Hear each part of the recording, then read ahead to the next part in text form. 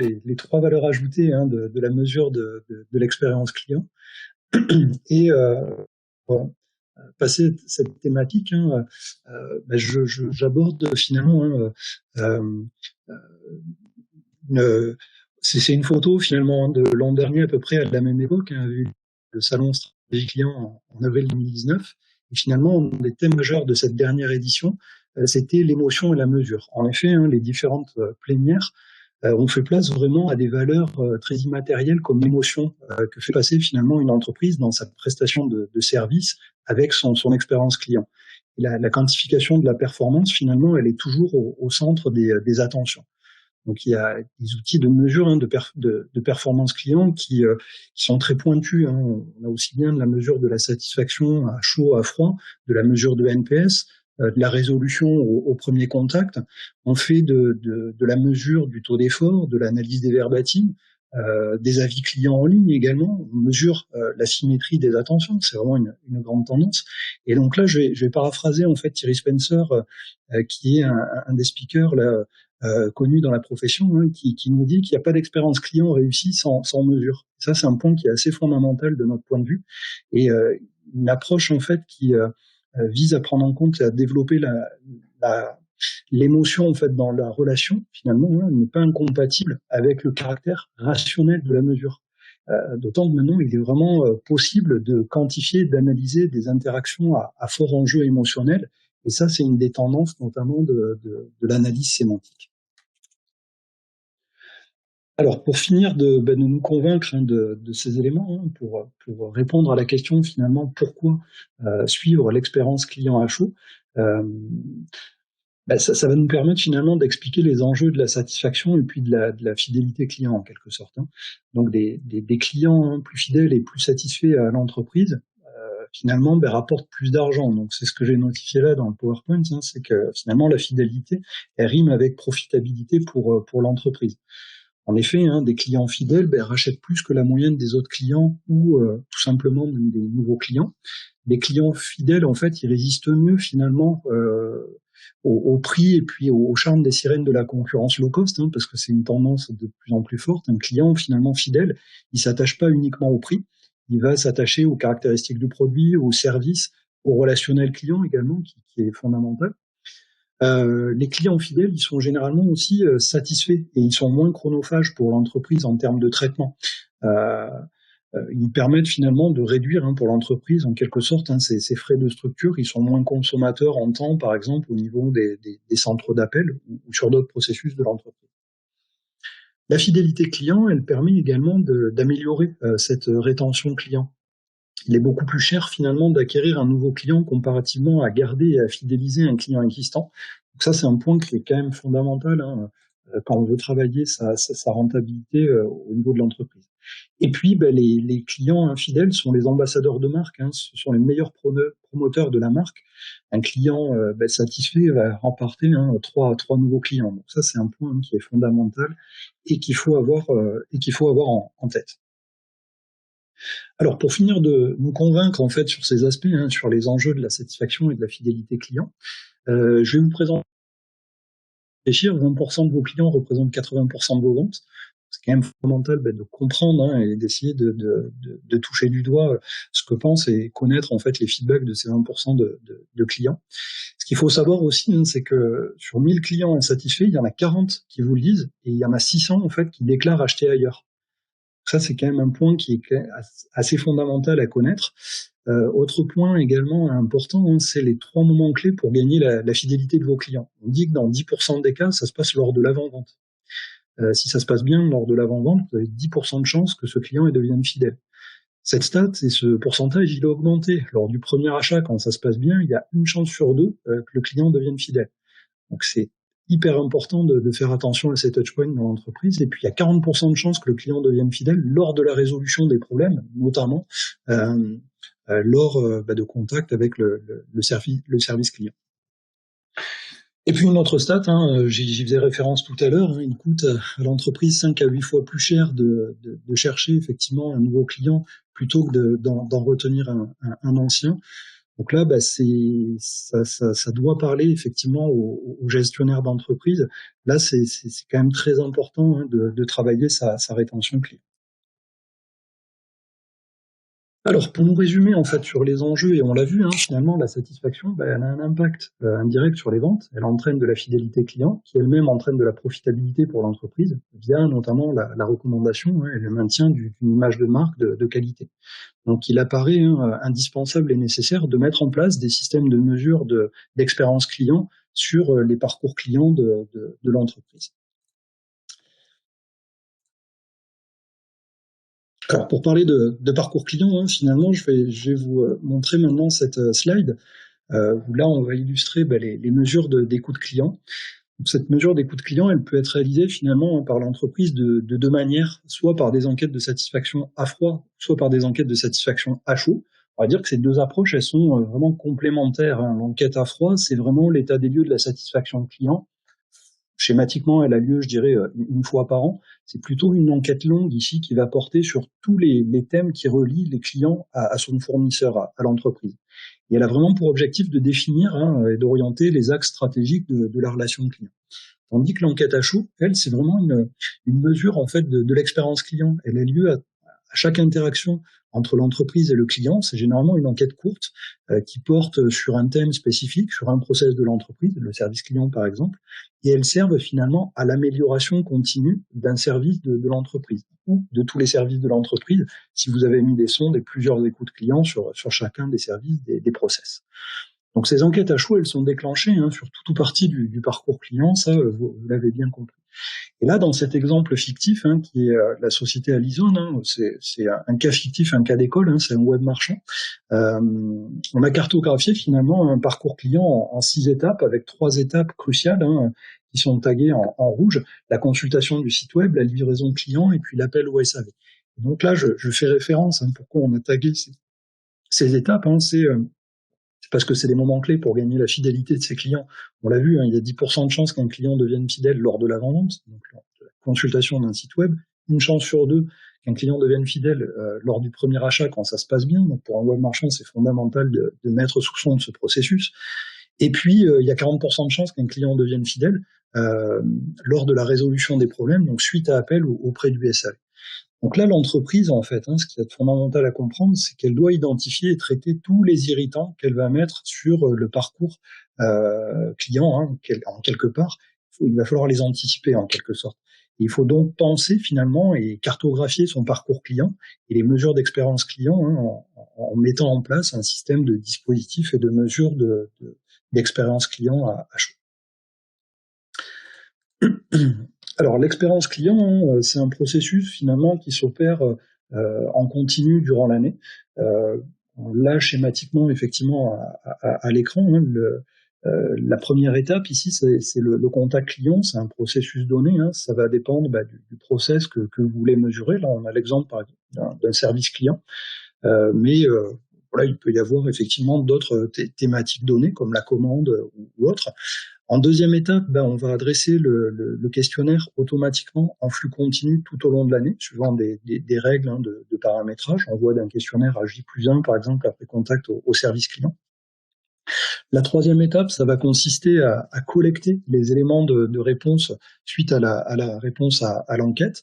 La quatrième étape, c'est d'analyser finalement les résultats, hein, de mettre effectivement l'ensemble de ces données dans des outils de reporting. Et c'est là où on va vraiment trouver de la valeur ajoutée, en fait, hein, savoir qu'est-ce que l'entreprise fait de ces données. Et puis la cinquième étape, hein, qui elle-même est fondamentale, hein, c'est ce qu'on appelle le close the loop marketing, c'est-à-dire qu'on va définir ici les actions correctives de suivi, hein, au regard des résultats constatés, hein, lors de la séquence de reporting et d'analyse. Donc ici, ce qu'il faut avoir en tête, hein, c'est que la totalité du processus, hein, de mise à disposition du questionnaire au client, c'est entièrement automatisé. Ça fonctionne toute l'année, 24 sur 24, en flux continu. L'entreprise, elle se préoccupe pas du tout du fonctionnement une fois que c'est en place. La valeur ajoutée, hein, consiste à demander finalement son avis au client en flux continu. Par contre, l'entreprise, ce qui est fondamental, c'est qu'elle doit déterminer les canaux de communication qu'elle veut mettre en place avec ses clients. Donc, on le définit en amont, évidemment, et puis une fois que ces canaux sont déterminés, la mise en assurer dans le cadre d'une prestation clé en main, par un Customer Success Manager, je vous en parlais tout à l'heure, et mettre en place l'enquête en reprenant vos éléments de charte graphique, vos logos, les questions qu'on a codéfinies effectivement en phase de conseil, et puis on va paramétrer les automatismes d'envoi de questionnaires, de sorte à ce qu'il y ait des interactions effectivement nombreuses pendant l'année. Donc là, on a quelques exemples de questionnaires digitaux que vous voyez à l'écran. Donc un exemple sur le process d'envoi de mail, d'envoi de SMS sur la droite, et puis de questionnaires en pause sur un site internet, si on reprend l'écosystème qu'on discutait là sur l'exemple à l'ISO. Donc ça, finalement, c'est pas tant une valeur ajoutée que de demander son avis au client, c'est plutôt un moyen ici. On va recueillir la donnée et la valeur ajoutée, elle va être portée ailleurs finalement. Et là, je vais vous présenter maintenant la première valeur qui fait vraiment sens dans l'entreprise. C'est finalement de pouvoir piloter son entreprise par la satisfaction client. Donc pour piloter votre entreprise par la satisfaction client, il faut que vous appuyez effectivement sur des reportings structurés. Et donc là, on peut proposer en fait deux formats de reporting avec un envoi de tableaux par mail ainsi qu'un tableau de bord en ligne. Donc l'envoi de tableaux par mail peut être complètement automatisé suivant vos règles d'entreprise. Donc le tableau par mail est surtout destiné finalement au management de l'entreprise. Si on prend l'exemple d'une direction d'un service client, on pourrait avoir par exemple 3 tableaux différents. On peut envoyer un tableau par email une fois par semaine, par exemple, à la direction générale avec des indicateurs, des KPI très généraux. On pourrait envoyer un autre tableau, en fait, tous les matins à 9h au directeur du service client qui accède aux données, en fait, de toutes ces équipes de téléconseillers. Et puis, on peut avoir ce même tableau de bord transmis finalement à chaque responsable d'équipe qui aura accès, lui, uniquement aux données des téléconseillers qu'il va gérer. Donc un autre outil de reporting, on l'a vu, c'est le portail en ligne d'accès aux données qui est plus exhaustif en termes d'information que ne l'est l'envoi du tableau par mail. Donc une plateforme finalement d'expérience client permet à l'entreprise de manager par la satisfaction client, ça on l'a dit. La culture de l'entreprise finalement se transforme pour devenir une structure finalement définitivement orientée client.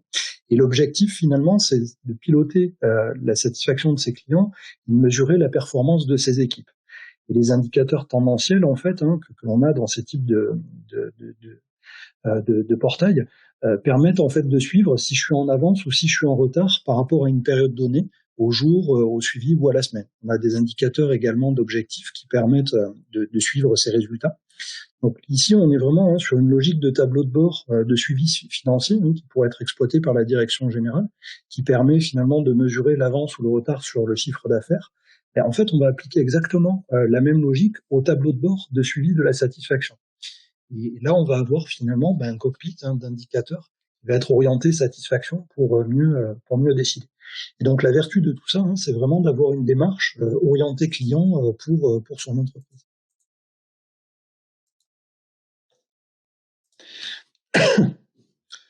Alors l'ensemble des données d'analyse finalement est accessible, on l'a dit, via un portail web, un simple navigateur avec un login et un mot de passe qui permettent de mettre à disposition des informations de manière segmentée par niveau hiérarchique ou par niveau géographique. Si on reprend l'exemple de notre service client tout à l'heure, on pourra avoir effectivement 3 niveaux. Le directeur du service client qui accède à toutes les données de toutes les équipes de téléconseillers. On pourrait avoir un responsable d'équipe qui va accéder uniquement aux données de son équipe de téléconseillers. Et puis un téléconseiller aussi peut accéder effectivement aux données de clients qu'il a traités et avoir ses retours de satisfaction. Et le tableau de bord de KPI va permettre effectivement d'accéder à des réponses individuelles clients, à de l'analyse sémantique également pour détecter les signaux faibles. Et j'insiste, là, c'est super important de faire de l'onboarding de l'ensemble de ces équipes et partager ces résultats d'analyse avec les opérationnels parce que c'est les premières personnes impliquées en contact avec les clients. Donc, il faut qu'ils aient accès à ce type d'informations dans une démarche avancée, dans une démarche mature. Alors, une deuxième valeur ajoutée sur laquelle j'aimerais insister finalement, c'est l'interopérabilité avec le système d'information de l'entreprise. En effet, hein, ces fameux portails dont je vous ai parlé tout à l'heure, ils peuvent être accessibles via un navigateur Internet, mais ces données d'analyse, hein, que peuvent être les notes de satisfaction, de NPS, on peut les déverser également en accès dans vos outils, votre système d'information, notamment la CRM. Donc on peut alimenter des fiches clients de votre CRM en données, hein, comme des notes de satisfaction, des NPS, mais on peut également mettre à disposition le portail en ligne, hein, d'accès aux analyses beaucoup plus fouillées, comme l'analyse des sémantiques, directement depuis la CRM. Donc là, le processus d'enrichissement des données, il est complètement automatique. Vos collaborateurs, ils n'ont rien à faire, en fait, hein, si ce n'est à consulter les informations. Il y a donc une vraie relation qui peut s'installer finalement avec chaque client. Ça permet en fait de passer d'un marketing transactionnel à un marketing relationnel.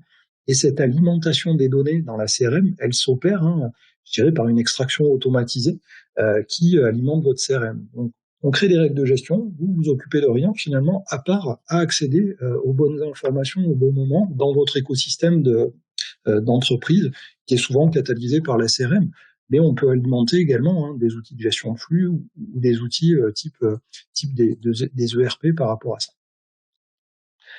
Alors, ce que je vous effectivement maintenant, c'est d'aborder la troisième valeur ajoutée, hein, que je voulais évoquer avec vous, hein, à savoir, là on est sur le travail un peu plus opérationnel, un peu plus tactique, c'est d'identifier ses clients satisfaits et de traiter ses clients insatisfaits. Donc c'est vraiment, hein, identifier ses insatisfaits, de les traiter d'une part, et de capitaliser sur sa valeur client par notamment par les avis clients. Et je vais vous parler de ça tout à l'heure. Ici, hein, pour traiter ces insatisfaits, on a des alertes email pour ça qui se déclenchent de manière automatisée. Elles permettent d'identifier vos clients insatisfaits. Si vous avez une question de satisfaction avec une note allant de 0 à 10 points, à 5 points, pour toutes ces notes, on pourrait déclencher une alerte auprès d'un ou plusieurs contacts d'entreprise. L'information ou statuer sur l'information. L'idéal, effectivement, c'est de pouvoir ping les ressources pour reprendre contact, effectivement, de ces clients insatisfaits afin d'entamer un processus là de reconquête des clients. Donc ici, c'est ce que l'on peut proposer, hein, via. Alors pareil, ça dépend de votre système d'information, mais vous pouvez le faire directement dans votre CRM. Et nous, on peut vous proposer des modules de traitement, évidemment, hein, des clients insatisfaits avec les listes, avec les ROI en fait de clients satisfaits suite à votre politique de reconquête client satisfait. Le partage des avis clients, donc là je réagis, hein, je rebondis sur effectivement, hein, les avis positifs. Le partage des avis clients, hein, va finalement à l'entreprise de faire du réengagement client en produisant, hein, de la notoriété de marque et du référencement notamment sur Google. Le SEO, hein, il consiste à travailler sur votre site web et sur votre contenu. L'objectif en fait d'améliorer votre positionnement dans les résultats naturels de Google. Et un site qui finalement travaille son référencement, il a plus de chances d'apparaître sur les premiers résultats de moteurs de recherche. Hein. Donc ça, c'est un point qui est assez fondamental. Alors pour finir de vous convaincre effectivement sur ce sujet, hein, quelques stats, quelques chiffres. 89% des consommateurs lisent les avis avant d'acheter, donc ça fait quand même une très grosse proportion. Et il y a 96% des Français qui affirment que la mauvaise réputation d'un magasin peut les empêcher de s'y rendre. Là, je vous laisse méditer effectivement un petit peu sur ces chiffres-là. Et ce qu'il faut retenir, hein, par rapport à ça, c'est que ce qu'il y a d'important, c'est ce que j'ai écrit là sur la droite de la slide, c'est que c'est important ici de faire participer sa majorité silencieuse. Vous avez des clients qui sont très contents d'être clients chez vous. Donnez-leur la parole. Donnez-leur la parole pour que ça puisse vous permettre de faire du référencement de marque et du réengagement pour l'entreprise, notamment via le site web. Et puis ce qu'il faut également, c'est canaliser la minorité bruyante. Donc ça, finalement, c'est souvent celle qu'on retient malheureusement dans l'entreprise. Vous avez un client qui est insatisfait, qui le dit de façon très forte, de façon répétée. Cette minorité bruyante, il faut la canaliser parce que c'est pas une généralité. Donc c'est important de quantifier, notamment avec les outils de reporting, et pour canaliser la minorité bruyante, eh bien, s'il a des choses à dire effectivement sur Internet, sur des chats, vis-à-vis de la marque, c'est important de lui répondre. C'est même fondamental en fait d'engager un processus de discussion, d'échange avec ce client insatisfait pour montrer également aux autres personnes qui voudraient acheter sur le site Amazon par exemple, que vous pouvez être défaillant, par exemple, sur des prestations de services, mais quand bien même vous êtes présent et vous proposez des actions correctives le cas échéant. Pour vous illustrer mon propos, capacité sur une enquête de satisfaction envoyée par vos faire une seule interaction, un envoi d'enquête de satisfaction pour deux utilités. Une, le recueil de la satisfaction, et la deuxième, c'est de demander son avis au client qui va partager effectivement sur le web dans le même cas. Alors après, l'idée, c'est un peu ce que j'illustrais tout à l'heure sur l'ultidiffusion des avis sur le web. Ce qui est important ici, c'est d'avoir un système d'avis avec un très très bon référencement, une très grosse, une forte autorité sur. Pourquoi ? Parce qu'il faut que vos résultats ils apparaissent sur les hauts de page. Et idéalement, sur la première page d'un site internet, quand vous faites une requête sur Google, je cherche par exemple des avis clients sur mon web marchand Alison. Et là, l'idée, c'est d'apparaître sur les hauts de page au-dessus de la ligne de flottaison. Et ça va permettre d'être le plus pertinent possible. Donc l'idée, c'est que nous, on a la capacité à proposer en fait des avis via des sites de marque, évidemment, via des partenaires comme Page Jaune, via des sites d'avis qui sont sponsorisés et référencés via des partenariats avec Google My Business. Et ça contribue très fortement au référencement, notamment sur Internet. Donc je vous montre rapidement l'interface là qui permet effectivement d'échanger, de modérer finalement ces avis clients, qu'ils soient positifs ou négatifs. Donc sur les avis négatifs, vous allez modérer de façon très tactique, de façon très one-to-one, très personnalisée. Et sur des avis dits positifs, là vous avez des robots en fait pour automatiser ces avis. Donc, pour conclure sur cet aspect, c'est important, les avis clients pour apparaître sur les moteurs de recherche et maximiser l'engagement client, notamment avec du Google My Business. Il y a une seule interaction qui peut être demandée pour deux utilités, la mesure de la satisfaction et de l'avis client. Et puis, il faut modérer en fait ces avis en multicanal, et une plateforme comme Vocasa permet de le faire.